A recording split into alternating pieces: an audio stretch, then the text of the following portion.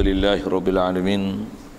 Wassalatu wassalamu ala asyrafil anbiya'i wal mursalin wa ala alihi wa sahbihi ajma'in. Subhanaka la ilma lana illa ma 'allamtana innaka antal alimul hakim. La hawla wa la quwwata illa billahil aliyyil azim. Rabbi shrah li sadri wa yassir li amri wahlul 'uqdatam min lisani yafqahu qawli. Allahumma iftah alaina bi futuhil 'arifin bik. اللهم اجعلنا من الذين يستمعون القول فيتبعون احسنه. اللهم علمنا مما جهلنا وانفعنا بما علمتنا وزدنا علما نافعا يا رب العالمين. قال الشيخ المصنف رحمه الله تعالى ونفعنا به بعلومه في الدارين آمين. Kita mata ni kita di muka surat 26. Dan yang mengambil pesaka daripada laki-laki 15 orang, iaitu anak dan anak bagi anak hingga ke bawah, dan bapa dan nenek hingga ke atas, dan saudara yang seibu sebapa, dan saudara sebapa, dan saudara seibu, dan anak saudara seibu sebapa dan anak saudara sebapa, dan mamak yang seibu sebapa dengan bapaknya, dan mamak yang sebapa dengan bapaknya, dan anak mamak yang seibu sebapa dengan bapaknya, dan anak mamak yang sebapa dengan bapaknya, dan pemerdekaan dia, dan laki.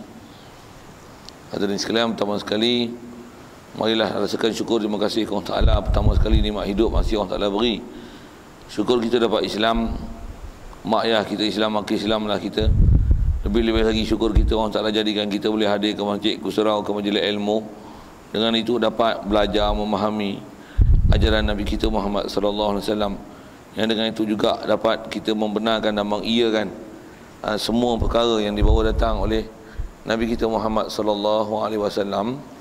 Itulah dikatakan iman. Syukur juga kesihatan, kelapangan masa diberi, juga taufik hidayat masih dikekalkan ke kita. Dengan itu dapat hadir untuk solat maghrib berjemaah di masjid ini, dan insya-Allah kita memanfaatkan perjumpaan kita malam ini meneruskan bacaan kitab daripada kitab Sulam Mubtadi, meneruskan bab kita dalam bab peraid ni. Dan kita dalam masjid ni ada peluang mendapatkan itikaf ke kita. Kalau tak niat lagi main niat sama-sama, lepas niatnya saja aku itikaf dalam masjid ni kerana Allah Ta'ala. Kata musannif, dan yang mengambil pesaka daripada laki-laki 15 orang. Ada sekalian, kita nak sambung ni kalau ikut masih awal dalam bab pesakaan. Hari itu kita baru berkenalan tentang istilah faraid dan sedikit bab wasiat. Bagaimana kaedah-kaedah yang sepatutnya dipaham mengikut kaedah Islam, yang biasanya kita ni dah diajar dan dipahamkan pada kita dengan kaedah-kaedah yang tak Islam. So kita diajar dengan kaedah orang putih biasanya, pendedahan dalam bab wasiat, begitu juga dalam masalah-masalah pesakaan. Baik, jadi dasar yang kita dah bicara dulu, kalau orang Islam kita bila dia mati, sekalipun dia tak ada wasiatkan harta dia ke siapa-siapa, dari segi hukum Islam memang tak disuruh wasiat kepada siapa-siapa di kalangan pewaris. Pasal bab waris ni, orang dekat di kalangan orang yang mati, mereka ni memang dah ada peruntukan syarak berapa yang sepatutnya diberi dan kebolehan mereka mengambil daripada harta pusaka. Ada kita dah bicara dulu, kalau nak wasiat pun bukan wasiat tentang kepada waris-waris banyak mana nak diberi, tapi wasiat adalah bagaimana kita nak membelanja harta kita yang kita dah cari susah-susah, tapi menjelang nak mati kita tak ada nak belanja, nak infakkan daripada jalan baik. Jadi bagaimana nak boleh dapat belanja, ataupun kita tak ada dan mati nak boleh datang bila-bila. Jadi untuk supaya harta yang kita cari itu taklah hukum tersesia, yang kita tak belanjakan daripada jalan kebaikan atas nama kita belanja, dan pahala itu dalam buku catatan kita. Antara kaedahnya adalah dengan berwasiat. Itu sikit sebanyak yang kita telah bicara dulu. Jadi kita nak masuk ni sampailah ke depan habis bab ni nanti adalah khusus bicara dalam bab pesakaan, dan jumpa hujung nanti bab wasiat lah insya-Allah. Jadi kita nak mula masuk bab pesaka ni.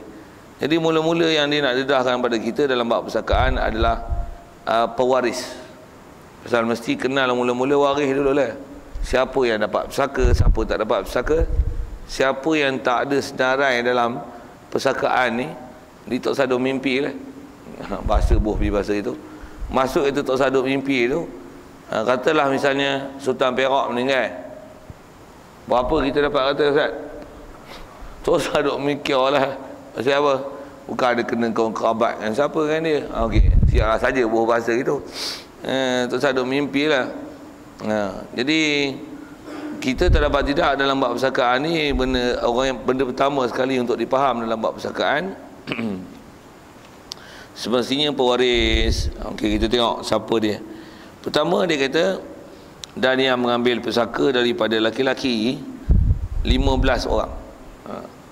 Jadi kalau ada satu orang mati, yang ni dia sebut pewaris di pihak lelaki. Maksudnya bila orang mati, orang lelaki dikeliling si mati ni, siapa dia yang dalam senarainya pewaris. Masalah dia nak dapat banyak mana, habuan mana, itu next change lah, coming soon lah, insyaAllah.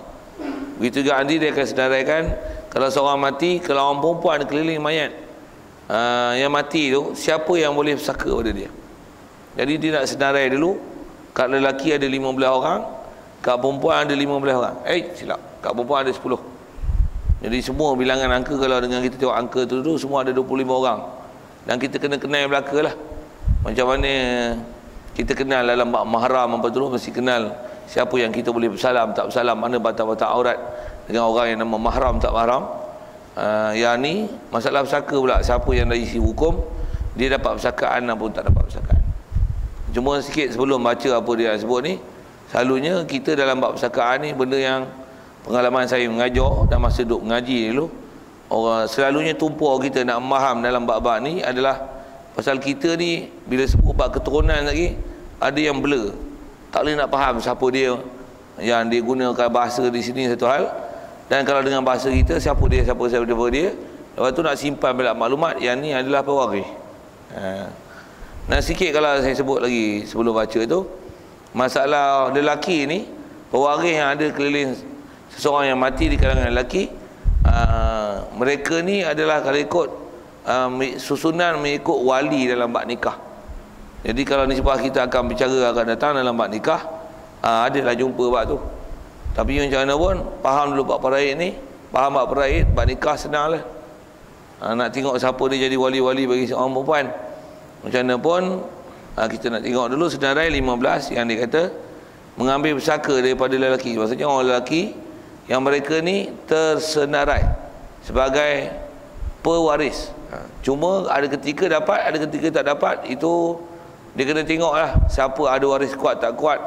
Kalau ada orang kuat, maka orang ni walaupun dalam senarai dia pewaris, tetapi jika ada waris kuat ni boleh menghalang waris yang jauh daripada mendapat harta pusaka.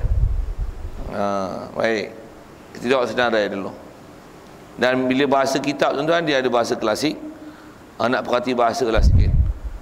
Baik, siapa dia? Pertama, jadi dari si angka ada 15 orang, iaitu pertama anak. Dan bila bincang ni lelaki, anak ni anak lelaki lah. Saya nak gunakan sedikit pendekatan bahasa India style, bukan bahasa India style, untuk menyebut keturunan ni. Anak lelaki lah, macam mana? Jadi anak lelaki ni pun, kalau disebut 15 nanti, semua nama sebenarnya disebut adalah pandang pada sudut mayat. Anak lelaki siapa? Anak lelaki bagi si mati. Mesti nisbahnya bagi si mati. Kalau kata Ibnul al-Mayyiz, anak lelaki bagi si mati. Kalau kata nanti dia kata Pak Menakan apa? Pak Menakan mayat. Pasal kadang-kadang ada benda yang blur kita dalam pengajian paraid ni, ialah dia tengok Pak Menakan tu, Pak Menakan itibar orang lain, dia mesti Pak Menakan atau siapa yang dia akan sebut nama pewaris nanti dengan nisbah si mati, dia mesti nisbah dengan si mati itu. Kalau kata suami siapa? Suami si mati. Kalau kata isteri siapa? Isteri si mati. Anak siapa? Anak si mati. Adik-beradik berapa? Adik-beradik si mati. Bapa apa? Bapa si mati tu. Jadi senarai semua yang di bawah ni mestilah dengan nisbah si mati. Baik. Jadi pertama adalah anak si mati. Anaknya. Anak ni siapa? Dengar saya sebut India style. Si mati punya anak jantan. Boleh faham? Tak faham juga tu, saya tak tahu. Pasal India punya style macam tu, dia senang faham. Satu. Dua, anak bagi anak. Ini dalam ni tak terbunyi clean lah. Anak bagi anak. Anak siapa ni? Dengan saya sebut India style. Si mati punya anak jantan, siapa tu? Cucu lelaki daripada anak lelaki. Kalau cucu lelaki daripada anak perempuan tak waris. Pasal dia jadi cucu dengan sebab anak perempuan. Saya tak nak pening kepala tuan. Satu, bab ni bagi faham tu bahasa kitab, kenal dia siapa, cukup lah. Mana tak masuk senarai daripada kalangan 15 ni, dia tak waris lah. Satu, kita mula-mula dalam bab ni nak kenal waris dulu. Kemahiran nak dapat dalam bab peraih ni pun tuan-tuan ialah kenal waris. Siapa yang boleh, tak boleh. Sikit saya buat bandingan waris ni. Ni macam kita cari bijih lah. Tuan-tuan kenal bijih tak? Bijih timah kenal tak? Mana bijih, mana timah tak timah? Kenal? Tak kenal ni? Sawit kenal tak jantan macam mana? Kenal? Anak sawit kenal jantan macam mana? Tak kenal? Tak boleh buat kerja apa tu. Kalau Cina jual benih kena tipu saja. Sikit sebut tu. Saja saya nak sebut kata, mula-mula kalau kita nak kecimpung, dia kena kenal tu dulu. Kalau tuan-tuan nak mendulang lah, macam mana nak kenal bijih? Tuan-tuan tak kenal bijih, lagi bawa balik pasir lah. Yang bijih dia buang kan? Sikit bahasa itu. Yang ni pun waris. Tuan-tuan kena kenal lah mana waris. Sehari kelari, aku tak dapat, mana boleh? Kesian juga kau tak dapat. Kau dekat juga dengan si mati. Dekat pun kalau bukan waris, bukan juga. Sikit-sikit bahasa itu. Baik, kita baru dua. Si mati punya anak jantan satu.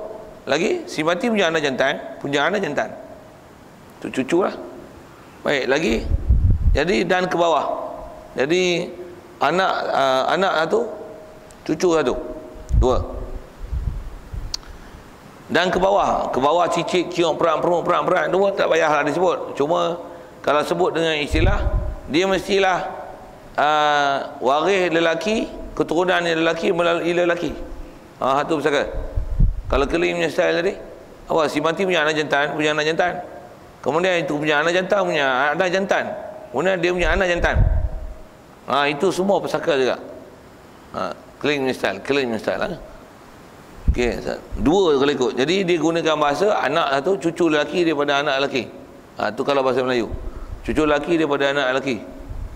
Kita kadang kita tak detailkan bahasa tu. Cucu lah. Ni cucu lelaki daripada anak lelaki. Ni cucu perempuan daripada anak perempuan. Ni cucu perempuan daripada anak perempuan. Ni cucu lelaki daripada anak lelaki. Patutnya dia didetailkan kelakian dan keperempuanannya, dan lelaki perempuan tu pula daripada anak lelaki yang perempuan ataupun si lelaki. Jadi yang dapat pesaka mana? Cucu lelaki daripada anak lelaki.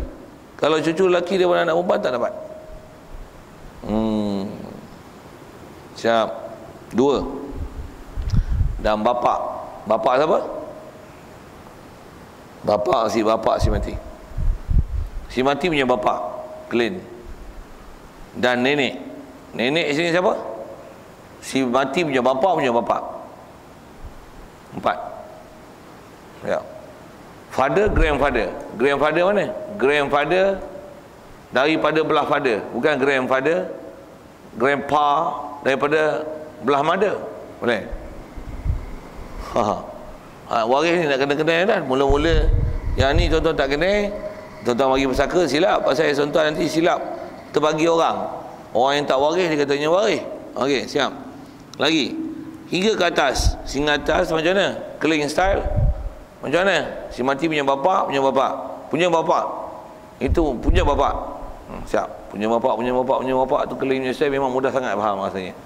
Tuan-tuan tak faham, abaikan bahasa yang disebut style clean tu. Clean style tu. Baik. Hingga ke atas. Jadi kalau dengan senarai itu, kalau ikut asal kitab dia istilah 4. Anak lelaki,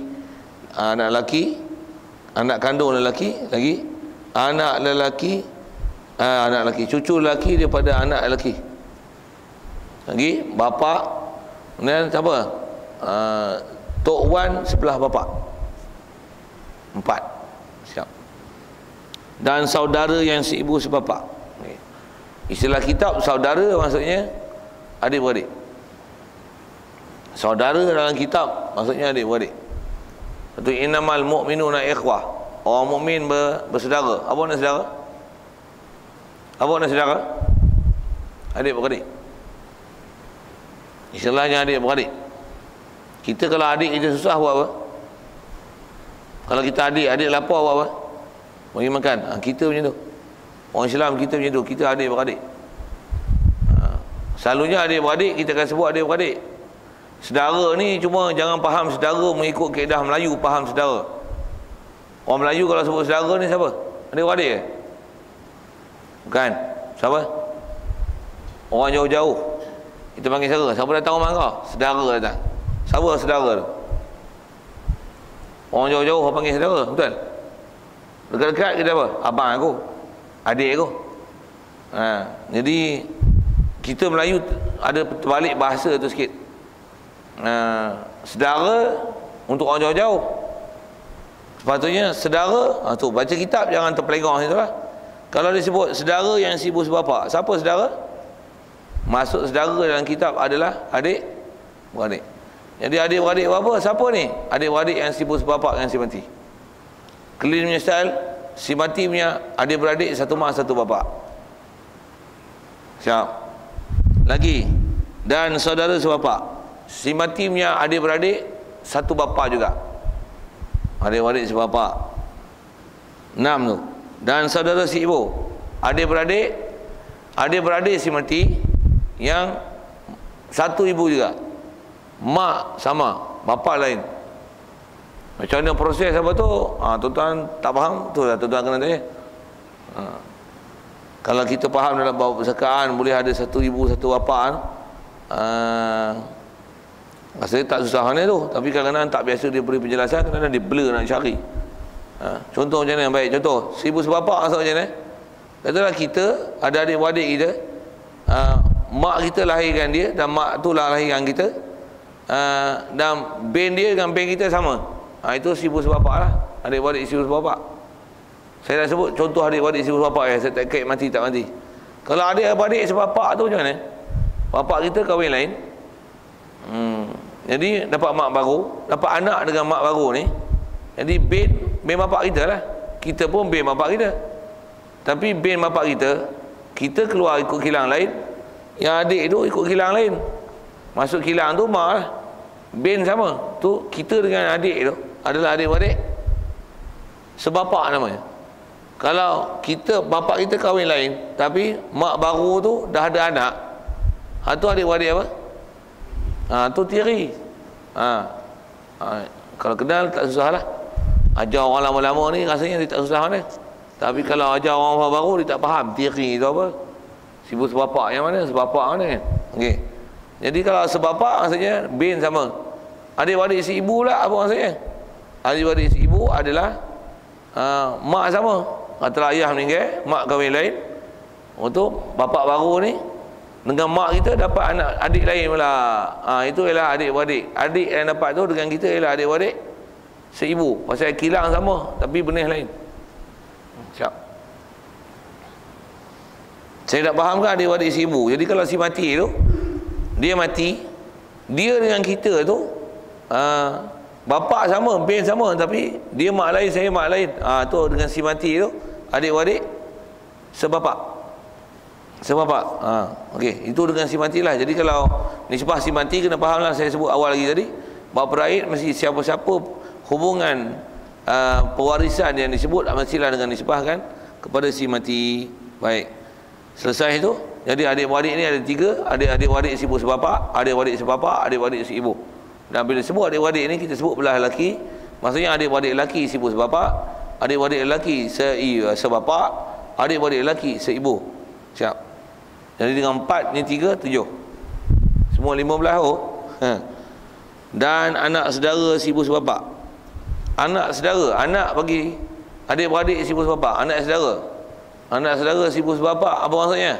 Si mati punya adik-beradik si ibu sebapa punya anak jantan. Itu clean punya style. Si mati punya adik-beradik jantan, satu mak satu bapa juga, punya anak jantan. Tuan-tuan tak faham tu abaikan dia. Kita bahasa apa? Anak menakan daripada adik-beradik kita yang lelaki si ibu sebapa. Dan anak menakan tau. Anak menakan ni umum. Anak menakan lelaki daripada adik-beradik kita yang lelaki seibu sebapa dengan kita.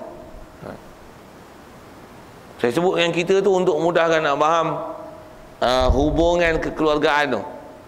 Hubungan tu. Jadi kalau kata apply kan dalam pesaka mesti dengan si mati ya.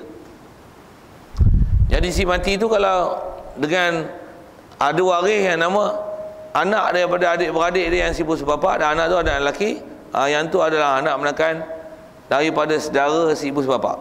Siap. Dan seterusnya anak saudara sebapa.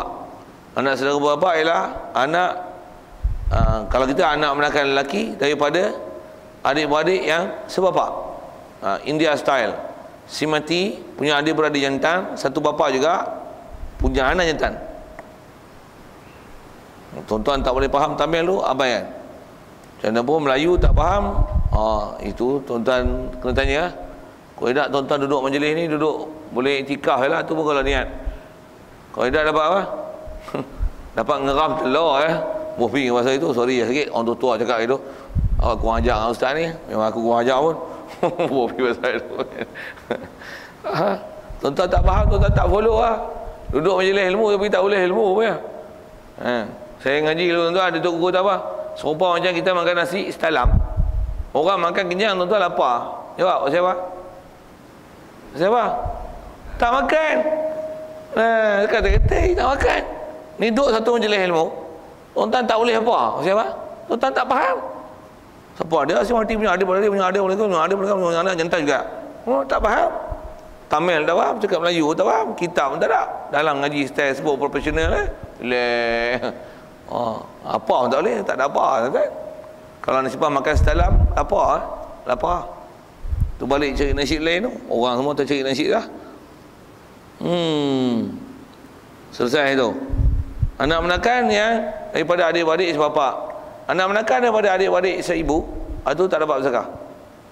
Adik-beradik seibu kalau dia belah melalui perempuan je, adik-beradik gagah lagi, adik-beradik lelaki yang seibu. Tapi kalau anak menakan daripada adik-beradik lelaki yang seibu, tak dapat. Pasal apa? Pasal dia nak turun ke bawah tu dengan ada perantaraan ibu. Siap. Dan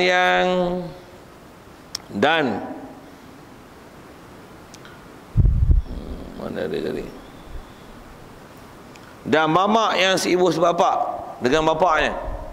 Istilah mamak ni adalah pak menakan sebelah bapak. Pak menakan sebelah bapak. Istilah mamak tu ialah pak menakan sebelah bapak. Tu yang pak menakan yang sibuk sebapak dengan bapaknya. Apa maksudnya? Si mati, dengar saya sebut dengan si mati. Si mati punya bapa punya adik beradik jantan yang satu mak satu bapa. Si mati punya bapa punya adik beradik jantan satu mak satu bapa. Boleh? Si mati punya bapa punya adik beradik jantan satu mak satu bapa. Apa tu? Pak menakan sebelah bapa. Kalau tuan-tuan tak boleh follow Tamil style tu, diam je lah kan. Kalau saya sebut bahasa Melayu, siapa tu? Pak menakan sebelah bapa. Pak menakan lelaki sebelah bapa. Maksudnya ada pak menakan lelaki sebelah mak. Ni pak menakan lelaki sebelah bapa. Okey, itu okey. Kemudian pak menakan ni, pak menakan mana? Pak menakan hak ori. Pak menakan ni maksudnya adik-beradik bapa si mati. Kalau nasibah si mati, kalau kita dengan kita katalah kita yang mati tu, pak menakan sebelah bapa. Adik-beradik bapa kita yang sibuk sebapa, tu ialah pak menakan sebelah bapa yang sibuk sebapa dengan bapa si mati. Untuk bersaka. Dan mesti tu pak menakan mana? Pak menakan original. Jadi pak menakan photostat, tu tak dapat waris. Dia bukan bersaka.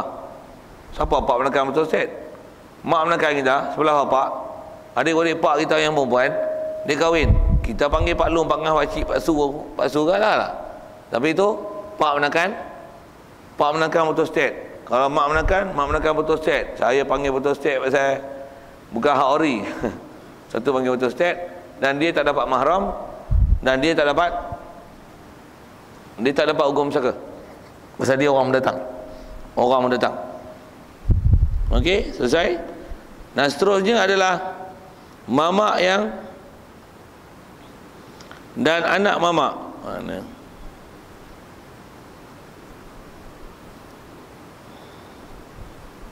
Mamak si ibu bapa dengan bapaknya, dan mamak yang sebapak dengan bapaknya. Dua. Mamak yang sebapak dengan sebapaknya ialah si mati punya bapa, punya adik-beradik jantan yang satu bapa juga. Okay. Kemudian anak mamak yang seibu sebapak dengan bapaknya. Jadi anak mamak kalau dengan si mati itu anak mamak sepupu, sepupu lelaki daripada adik-beradik lelaki yang seibu sebapak dengan bapa si mati. Tuan-tuan kena cekap dengar tu. Tuan-tuan tertinggal makan setalam lapar tu. Orang semua dapat beri RM650, tuan-tuan balik menopang. Tak ada pun. Masih apa? Tuan-tuan tak kisah ni. Tak dapat sikit saya nak guna bahasa itu kan. Saya ngaji kan, duduk satu masjid, satu majlis. Duk angguk. Tapi rupanya tak faham apa. Tak faham apa. Ada kan, tapi kau orang sini lah saya sebut ni. Ni orang Afrika ni. Orang sini semua faham. Kau tak faham saja tu. Saja nak katuk tu sikit-sikit. Dan seibu sebapa. Siap lagi anak mamak yang jadi anak bapa sepupu lah. Si mati sepupu dia yang seibu sebapa, sepupu yang lelaki daripada belah bapa dia. Sepupu lelaki daripada pak menakan lelaki yang seibu sebapa daripada belah bapa si mati. Yang kalau baca keling daripada bapa dia pergi turun bawah. Kita sebut sepupu Kalau keling dia tak sebut sepupu, dia kata macam mana? Si mati punya bapa punya adik beradik jantan, satu mak satu bapa juga, punya anak jantan. Keling disebut saluran. Kita sebut nama. Satu kerana kita hilang puja. Sepupu. Dia tak nak puja. Keling disebut daripada belakang. Si mati punya bapa punya adik beradik jantan, punya anak jantan. Kita nampak dia punya line tu. Satu saya guna bahasa Tamil style tu. Kalau Melayu style, sepupu dia nak faham sepupu dulu. Lepas tu sepupu daripada belah bapa, sepupu daripada adik-beradik bapa, yang adik-beradik bapa yang lelaki yang sibuk sebapak dengan bapa. Mak, saya nak tunjuk kata Melayu style dengan Tamil style. Satu, dua-dua belah kena faham. Belakang ke depan, depan ke belakang. Dua-dua belah. Kalau tak, tuan-tuan tak faham saluran tu dengan betul. Okey, selesai itu sepupu. Seterusnya ialah anak mamak yang sebapak. Yang ni sepupu yang daripada pak menakan sebelah bapak yang sebapak.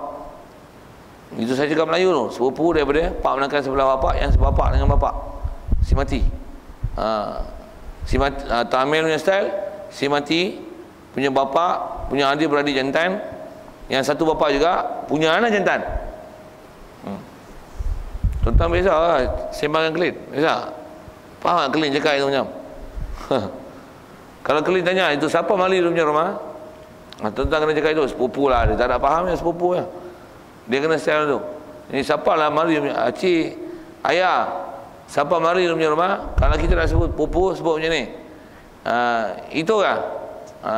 Itu saya punya bapa. Saya punya bapa punya adik beradik, punya anak jantan. Dia faham. Kita siapa datang rumah tu? Bapa aku punya adik beradik yang sibuk sebapa, yang anak lelaki dia. Payah memang. Orang Melayu tak sebut itu. Orang tak sebut itu. Orang Melayu tak sebut itu. Orang Melayu sebut apa? Sepupu. Dia faham sepupu kan? Sepupu. Tapi sepupu belah mana? Tu payah. Dia kena lagi urai. Sepupu belah bapak. Sepupu belah bapak. Macam mana sepupu belah bapak tu? Dia kena urai. Sepupu sebelah bapak. Sepupu maksudnya sepupu daripada adik-adik bapak yang lelaki yang sibuk sebapak dengan bapak ni. Ni.